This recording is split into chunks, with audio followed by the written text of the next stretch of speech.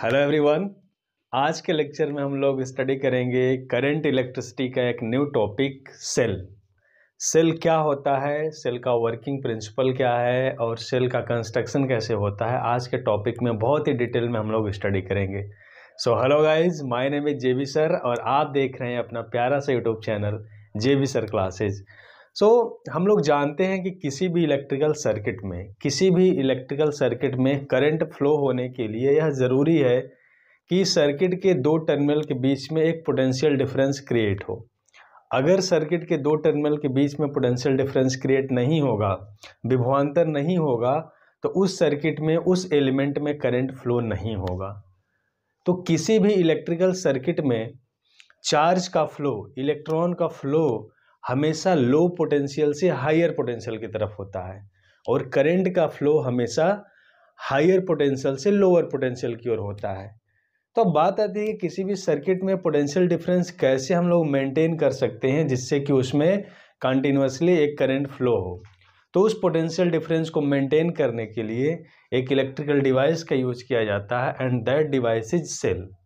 तो सेल क्या होता है? सेल एक ऐसी युक्ति होती है जो रासायनिक ऊर्जा को वैद्युत ऊर्जा में बदलती है और किसी भी सर्किट में पोटेंशियल डिफरेंस को मेंटेन करने के लिए होता है। ओके, समझ में आया कि इलेक्ट्रिकल सेल क्या है? वैद्युत सेल एक ऐसी युक्ति है जो किसी भी सर्किट में किन्हीं दो टर्मिनल्स के बीच में एक पोटेंशियल डिफरेंस मेंटेन करने के लिए यूज किया जाता है। तो अगर हम लोग सेल की बात करें, सेल तो सेल में जनरली क्या होता है? सेल या केमिकल एनर्जी को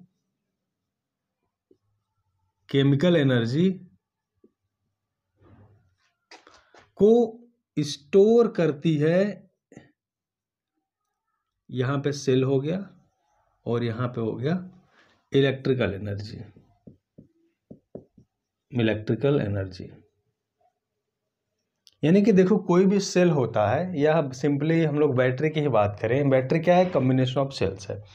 तो किसी भी सेल में जब हम उसको इलेक्ट्रिकल एनर्जी देते हैं तो उस इलेक्ट्रिकल एनर्जी को वह यूज करके उस एनर्जी को स्टोर कर लेता है in the form of chemical energy during charging, और जब वो डिस्चार्ज होता है, सप्लाई करता है, तो वही केमिकल एनर्जी को फिर डिलीवर करता है in the form of electrical energy में। ठीक है, तो सेल एक ऐसी रासायनिक युक्ति है जो किसी भी परिपथ में विद्युत विभवांतर इलेक्ट्रिकल पोटेंशियल को मेंटेन किए हुए रहता है जिससे कि उस परिपथ में, उस सर्किट में कंटिन्यूअसली एक करंट फ्लो होती है। ओके, अगर हम इसके कंस्ट्रक्शन की बात करें तो कोई भी सेल, किसी भी सेल में दो मेन चीजें होती हैं। किसी भी इलेक्ट्रिकल सेल में दो चीजें होती हैं। एक होता है सोल्यूशन ऑफ इलेक्ट्रोलाइट्स, वैद्युत अपघट्य का विलयन, और इसमें होते हैं दो इलेक्ट्रोड्स। इसमें दो होते हैं इलेक्ट्रोड, एक को बोलते हैं एनोड एंड दूसरे को बोलते हैं कैथोड। ठीक है, यहां पे दो इलेक्ट्रोड हैं, this is anode and this is cathode. Anode positive होता है और कैथोड नेगेटिव होता है। और यहाँ पे अगर हम लगा दें एक इलेक्ट्रिकल लोड, एक्सटर्नल लोड लगा दें, यहाँ पे हम एक इलेक्ट्रिक बल्ब लगा देते हैं, यहाँ पे एक स्विच लगा देते हैं इस तरीके से। ठीक है, तो किसी भी सेल में दो चीजें होती है। एक होता है सोल्यूशन ऑफ इलेक्ट्रोलाइट्स, और दूसरा होता है इलेक्ट्रोड। दो इलेक्ट्रोड होते हैं। पॉजिटिव इलेक्ट्रोड को हम लोग बोलते हैं anode, positive electrode is called anode and negative electrode is called cathode. ठीक है, और यहां से हम क्या करते हैं? किसी भी लोड को कनेक्ट करते हैं। तो यहां पे देखो, इस बैटरी में, इस सेल में क्या हम लोग देख रहे हैं कि एक लोड लगा हुआ है और दोनों इलेक्ट्रोड से इसके दोनों टर्मिनल एक स्विच के द्वारा कनेक्ट हैं। तो इसमें एक करंट फ्लो होगा। अब देखो इसमें करंट कैसे फ्लो होगा। इसमें हम लोग जानते हैं कि चार्ज का फ्लो कैसा होगा। देखो, दो सर्किट यहाँ पे बन रहा है, एक एक्सटर्नल सर्किट जो कि किसी वायर से कनेक्टेड है और दूसरा इंटरनल सर्किट। इंटरनल सर्किट का मतलब क्या हुआ? इसमें जो इलेक्ट्रोलाइट्स का सॉल्यूशन भरा हुआ है, जैसे ही केमिकल रिएक्शन होता है इलेक्ट्रोलाइट्स अपने आयंस में डिवाइड हो जाते हैं। जैसे हम मान लेते हैं कि इसमें H2SO4 का सॉल्यूशन भरा हुआ है, H2SO4 का सॉल्यूशन भरा हुआ है, तो जैसे ही इसमें इलेक्ट्रोलाइसिस प्रोसेस होती है, वैद्युत अपघटन होता है, एक किस में ब्रेक हो जाता है, H+ और SO4- में ब्रेक हो जाता है। अब इसमें क्या है, इस सॉल्यूशन में H+ भी है और SO4- भी है, SO4- भी है।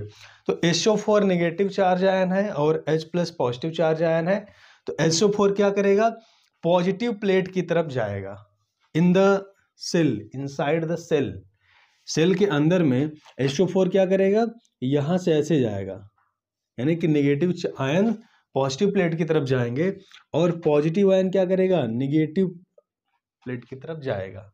ये तो सेल के अंदर की बात हम कर रहे हैं।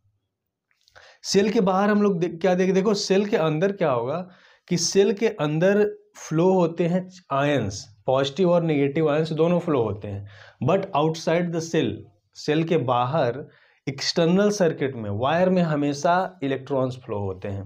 ठीक है, तो इलेक्ट्रॉन्स का फ्लो कैसे होगा, इलेक्ट्रॉन्स का फ्लो होगा इस नेगेटिव टर्मिनल से पॉजिटिव टर्मिनल की ओर, यानी कि कैथोड से होकर के एनोड की ओर इलेक्ट्रॉन्स का फ्लो होगा और इसके जस्ट अपोजिट करंट का फ्लो होगा, यानी कि इस तरीके से हमारा इस सर्किट में करंट का फ्लो होता है।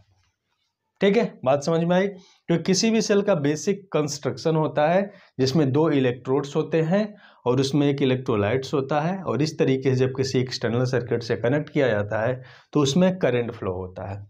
अब देखो सेल से रिलेटेड, सेल से जुड़ी हुई कुछ इंपॉर्टेंट टर्म्स हैं, कुछ इंपॉर्टेंट टर्म्स हैं जिसको कि जानना बहुत ही इंपॉर्टेंट है। तो इसमें से फर्स्ट टर्म हम लोग देखते हैं ईएमएफ ऑफ सेल, ईएमएफ। दूसरा हम लोग देखेंगे internal resistance,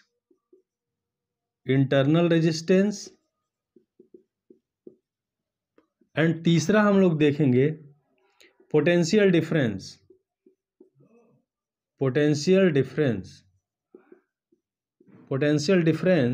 and after it हम लोग इनके बीच में एक रिलेशन डिराइव करेंगे, रिलेशन फाइंड करेंगे कि इन तीनों पैरामीटर्स के बीच में क्या रिलेशन होता है। तो देखो ईएमएफ क्या होता है, अगर ईएमएफ का फुल फॉर्म हम लोग देखें, इसका फुल फॉर्म होता है इलेक्ट्रोमोटिव फोर्स। तो आप लोग समझोगे कि इसका फुल फॉर्म इलेक्ट्रोमोटिव फोर्स है, तब तो एक फोर्स होगा, बट ऐसी बात नहीं है। EMF is not an force, EMF कोई फोर्स नहीं होता है। फिर क्या होता है, देखो किसी भी इलेक्ट्रिकल सर्किट में यूनिट कुलाम चार्ज को, यानी कि किसी भी इलेक्ट्रिकल सर्किट में 1 कुलाम आवेश को पूरे सर्किट में फ्लो करने में किसी भी सेल द्वारा जितना वर्क किया जाता है, that is called the electromotive force of the cell. ठीक है, एक सिंपल सा मैं सर्किट बना रहा हूं, चलो यहां पे मैं एक सिंपल सा सर्किट बना रहा हूं। यहां पे सेल है और this is the internal resistance of the cell, and this cell is connected to the external load resistance. यहाँ पे कोई एक लोड रेजिस्टेंस है। ठीक है, this is the simple circuit. यहाँ पे क्या है, इस तरीके से सेल है, तो सेल को हम इस तरह दिखाते हैं, इसका इंटरनल रेजिस्टेंस हमेशा इसके साथ ही होता है। ठीक है, and this is the EMF E, and this is internal resistance R, and this is the external load resistance R। तो हम बात करते हैं इलेक्ट्रोमोटिव फोर्स क्या होता है। इलेक्ट्रोमोटिव फोर्स का मतलब होता है कि 1 कूलाम आवेश को पूरे सर्किट में विद सेल सहित पूरे सर्किट में फ्लो होने में जितना वर्क डन करना पड़ता है सेल द्वारा, that is called the electromotive force of the cell. Suppose करो कि इस सेल से क्या होता है कि Q कूलाम का आवेश, Q कूलाम का चार्ज पॉइंट, इसको हम मान लेते हैं this is A and this is B। 1 coulomb आवेश का चार्ज A से फ्लो होते होते इस पूरे सर्किट को कंप्लीट करके पॉइंट B पर आता है। तो एक Q कूलाम आवेश की हम बात करते हैं, Q कूलाम आवेश को A से B तक आने में अगर सेल द्वारा W वर्क करना पड़ता है, तो सेल का वैद्युत वाहक बल electromotive force EMF E is equal to W upon Q, यानी कि यूनिट चार्ज द्वारा जो वर्क डन होता है that is called the electromotive force of the cell. ठीक है, तो इसका यूनिट क्या हो जाएगा, इसका यूनिट हो जाएगा जूल पर Coulomb and that is called volt. तो किसी सेल का विद्युत वाहक बल क्या होता है, किसी सेल में एकांक कूलॉम आवेश को सेल सहित पूरे परिपथ में प्रवाहित करने में जितना कार्य करना पड़ता है वही सेल का विद्युत वाहक बल होता है। इसका यूनिट क्या होता है, जूल पर कूलॉम या वोल्ट। ठीक है, अब हम दूसरा बात करते हैं इंटरनल रेजिस्टेंस का। इंटरनल रेजिस्टेंस क्या होता है कि सेल के इलेक्ट्रोलाइट्स द्वारा, देखो इलेक्ट्रोलाइट्स का सॉल्यूशन है, इसमें क्या है, पॉजिटिव आयंस भी है और नेगेटिव आयंस भी है। ठीक है, तो इंटरनल सर्किट में इनसाइड द सेल इलेक्ट्रॉन्स तो फ्लो नहीं होंगे, यहाँ पे क्या फ्लो होंगे, यहाँ पे आयंस फ्लो होंगे, पॉजिटिव आयंस और नेगेटिव आयंस फ्लो होंगे। तो इलेक्ट्रोलाइट्स के सॉल्यूशन में आयंस के द्वारा, इलेक्ट्रोलाइट्स के द्वारा जो इंटरनल रेजिस्टेंस ऑफर्ड होता है, जो रेजिस्टेंस प्रोड्यूस होता है that is called the internal resistance of the cell. ठीक है, सेल का आंतरिक प्रतिरोध, इसको स्मॉल r से दिखाते हैं। ठीक है, तीसरा हम लोग बात करते हैं पोटेंशियल डिफरेंस का। पोटेंशियल डिफरेंस क्या होता है, अब देखो यहाँ पे एक लोड हम लगा दिए हैं, ठीक है, and this is point P and this is point Q। ठीक है, this is point P and this is point Q। अब यहां से देखो इलेक्ट्रॉन्स फ्लो करना शुरू करेगा, कोई चार्ज हम मान लेते हैं पॉइंट A से फ्लो करना शुरू किया, इस तरीके से फ्लो करना शुरू कर दिया, और पहले आया पॉइंट Q पे, यहाँ पे पहले आया पॉइंट Q पे। ठीक है, तो यहाँ पे Q पे आने के बाद इसका पोटेंशियल क्या हो जाएगा, VQ, और यहाँ पे इसका पोटेंशियल क्या हो जाएगा, VP। तो पोटेंशियल डिफरेंस का क्या मतलब होता है कि किसी भी सर्किट में किन्हीं दो टर्मिनल के बीच एकांक कूलॉम के आवेश को प्रवाहित करने में जितना वर्क डन होता है that is called the potential difference. यानी कि Q से P तक आने में अगर Q कूलॉम आवेश को W वर्क करना पड़ा, Q कूलॉम आवेश को Q से P तक आने में W वर्क करना पड़ा, तो इन दोनों पॉइंट के बीच में पोटेंशियल डिफरेंस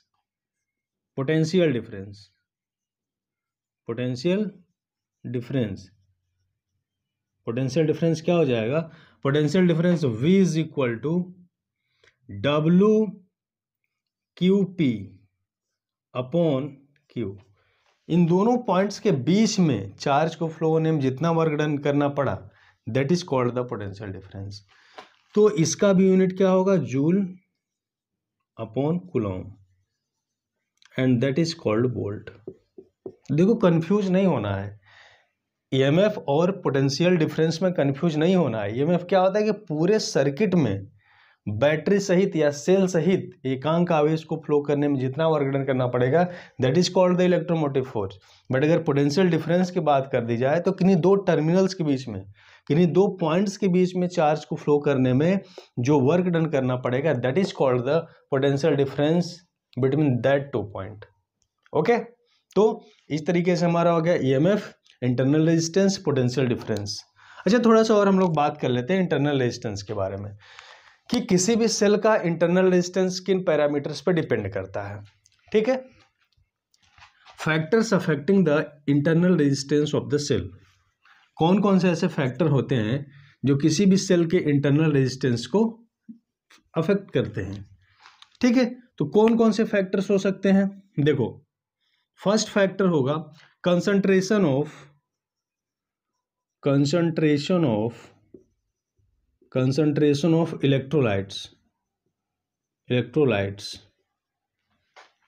इलेक्ट्रोलाइट्स का कंसंट्रेशन पे डिपेंड करेगा। यानी कि अगर कंसंट्रेशन इंक्रीज होगा तो इंटरनल रेजिस्टेंस स्मॉल r भी इंक्रीज होगा। बात समझ में आई कि नहीं, देखो अगर कंसंट्रेशन इंक्रीज होगा, कंसंट्रेशन इंक्रीज होने का मतलब क्या हुआ, मोर आयंस, नंबर ऑफ आयंस बहुत ही ज़्यादा होंगे। जब नंबर ऑफ आयंस बहुत ज़्यादा होंगे तो चार्ज को फ्लो करने में ज़्यादा कोलिजन होगा जिसके कारण कि इंटरनल रेजिस्टेंस ज़्यादा हो जाएगा। ठीक है, दूसरा R is directly proportional to 1/d। d क्या है? Distance between these two plates, distance between these two plates. यानी कि अगर दोनों प्लेट्स के बीच में डिस्टेंस ज़्यादा होगा, ये डायरेक्टली प्रोपोर्शनल होगा, r is proportional to d।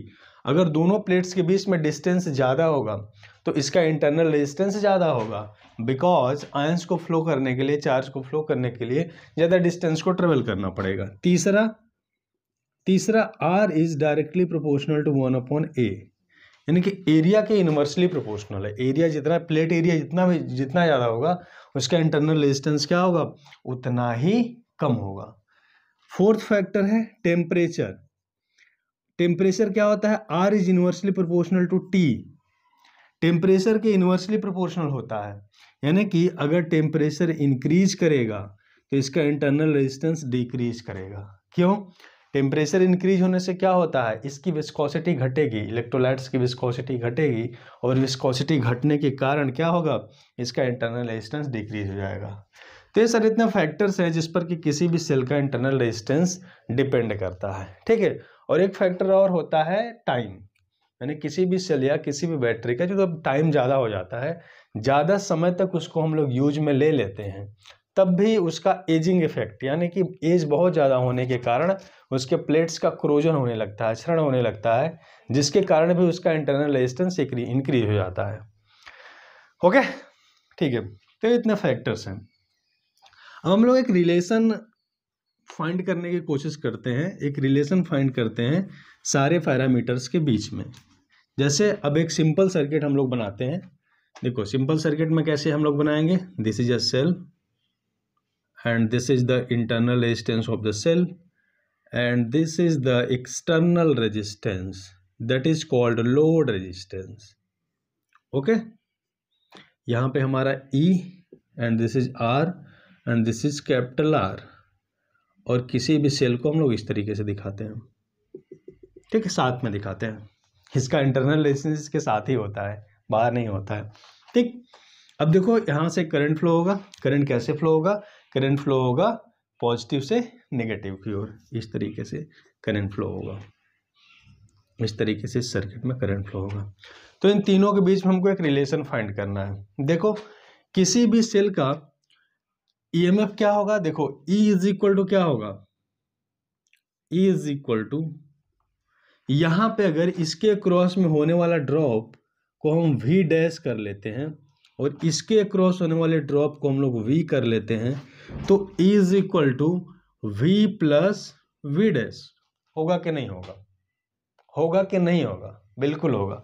क्यों होगा? क्योंकि this is the source and this is the load, this is internal resistance of the cell but it is also behave just like a load, ठीक है। तो जितना यहाँ पे सोर्स वोल्टेज रहेगा वही क्या करेगा? लोड में डिसिपेट होगा, ड्रॉप होगा।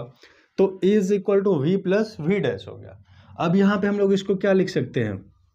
According to Ohm's law, according to Ohm's law, Ohm's law के अकॉर्डिंग क्या होगा?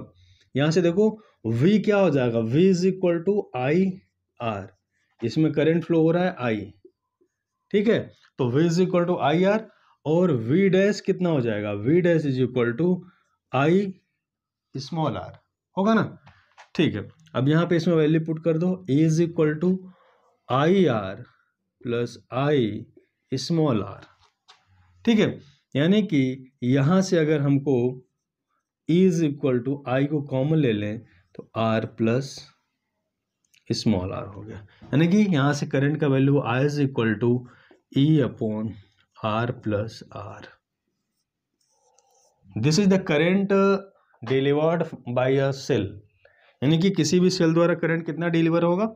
I is equal to E upon R plus small r। यानी कि हम लोग इंटरनल रेजिस्टेंस को भी कंसीडर करेंगे। अगर देखो यह सेल हमारे अगर आइडियल सेल हो, अगर आइडियल सेल हो, आइडियल सेल का मतलब एक आदर्श सेल। आदर्श सेल क्या होता है? जिसका इंटरनल रेजिस्टेंस 0 होता है। तो इंटरनल रेजिस्टेंस 0 के कंडीशन में क्या हो जाएगा? R इज इक्वल टू 0 और उससे फ्लो होने वाला करंट क्या होगा? I is equal to E upon R, ठीक है, E अपॉन R। ठीक। अगर हमको यहाँ से देखो सेल का इंटरनल रेजिस्टेंस को फाइंड करना हो तो हम लोग क्या देख रहे हैं, E is equal to I R plus I R. तो यहाँ से अगर हमको फाइंड करना हो, क्या फाइंड करना हो, यहाँ से हमको स्मॉल आर फाइंड करना हो तो I R is equal to E minus I R. तो आर इज इक्वल टू क्या हो जाएगा, E minus I R upon I. और आई आर क्या है, I R is the voltage drop across load resistance. So this is E minus V upon I, यानी कि internal resistance R is equal to E minus V upon I. ठीक। अब देखो अगर हम यहाँ से अगर हम लोग देखें, यहाँ से आई की वैल्यू को हम लोग फाइंड करें तो आई इज इक्वल टू क्या हो जाएगा, I is equal to V upon R. So अगर आई की वैल्यू हम लोग यहाँ पे पुट करें तो R इज इक्वल टू हो जाएगा E minus V upon I का वैल्यू V अपॉन R। ठीक है, तो यहाँ से क्या हो जाएगा, यहाँ से R ऊपर चला जाएगा तो R into E minus V upon V. ठीक है, R is equal to E minus V upon R, तो R ऊपर चला जाएगा, R into E minus V upon V. तो यहाँ से और हम लोग क्या कर सकते हैं, इसको सिंप्लीफाई करके हम लोग कर सकते हैं R into E upon V minus 1। तो this is the internal resistance in terms of external resistance and EMF of the cell. इस तरीके से हम किसी भी सेल का करंट निकाल सकते हैं और इन तीनों के बीच में हम एक रिलेशन फाइंड कर सकते हैं। देखो तो मेन जो हमारा रिलेशन है ना, मेन रिलेशन हमारा यही है, this is the main relation. Main relation यही है, इसी रिलेशन से हम लोग क्या करेंगे, सारे रिलेशन को हम लोग फाइंड कर सकते हैं।